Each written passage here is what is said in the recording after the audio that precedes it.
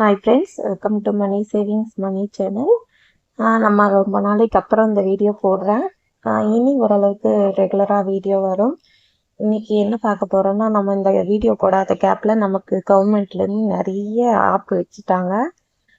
RBI rules நிறைய போட்டிருக்காங்க. அதில் முக்கியமானது என்னென்னா, நம்ம மொத்த காசையும் கட்டி திருப்பணும் அப்படின்றது தான். அதுக்காக நான் இப்போ கொஞ்ச நாளாக செஞ்சுட்டு வர ஒரு இதை தான் நான் உங்களுக்கு ஷேர் பண்ண போகிறேன். என்னன்னு கேட்டிங்கன்னா, மொத்த காசையும் நம்ம திருப்பி கொண்டு போய் கட்டி மூக்கணும் அப்படின்றது, மீட்கணும் நகையை அப்படின்றது கொஞ்சம் கஷ்டம்தான் இல்லைங்களா?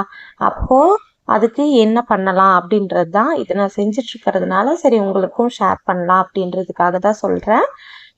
என்ன அப்படின்னா, நான் எப்படி பண்ணுறேன் அப்படின்னா, 1,00,000 நகை வச்சுருக்கேன் அப்படின்னா, அதுக்கு அந்த மொத்தம் 12 மாதம் கட்ட வேண்டியது எவ்வளோ அப்படின்றத கால்குலேட் பண்ணி, அதில் இப்போது 10,000 மாதம் கட்ட வேண்டியது வருது அப்படிங்கும்போது, நான் அதில் 5,000 மட்டும் நான் அந்த நகையோட அக்கௌண்ட்டில் கொண்டு போய் கட்டிடுவேன் மாதம்.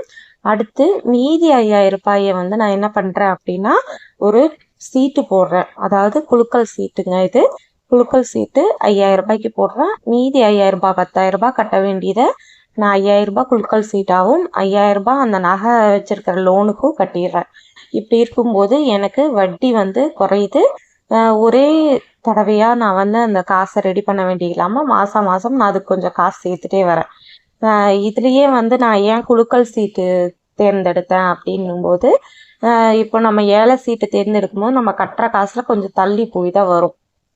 இதே குலுக்கல் சீட்டுங்கும்போது நமக்கு முன்னாடியே விழுந்துருச்சுனாலும் நமக்கு அது லக்கு தான். நமக்கு சீக்கிரம் வட்டி இல்லா காசு கடன் அப்படின்ற மாதிரி தான் அது கணக்கு.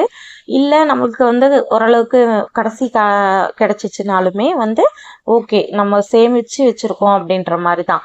ரெண்டாவது மாதம் மாதம் நான் அந்த வட்டியோடு சேர்த்து கொஞ்சம் அசலையும் சேர்த்து கட்டிட்டு வரும்போது எனக்கு ஓரளவுக்கு அந்த இதுலேயும் கொஞ்சம் குறையும்.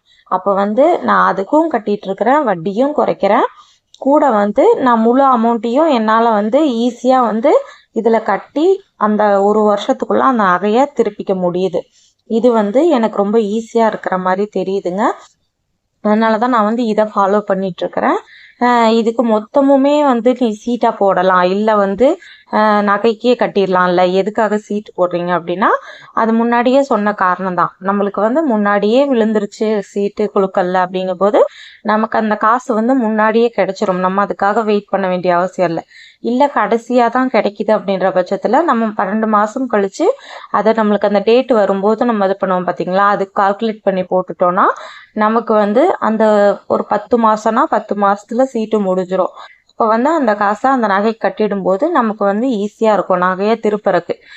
இது கொஞ்சம் கஷ்டம் இல்லாமல் ஈஸியாக இருக்கிற மாதிரி எனக்கு தெரிஞ்சிச்சுங்க. இதை தான் நான் இப்போ ஃபாலோ பண்ணிகிட்ருக்கிறேன். அதை தான் உங்கள் கூட ஷேர் பண்ணியிருக்கிறேன். இந்த டிப்ஸ் உங்களுக்கு யூஸ்ஃபுல்லாக இருந்துச்சு அப்படின்னா உங்கள் ஃப்ரெண்ட்ஸ் அண்ட் ஃபேமிலிக்கும் இதை ஷேர் பண்ணுங்கள்.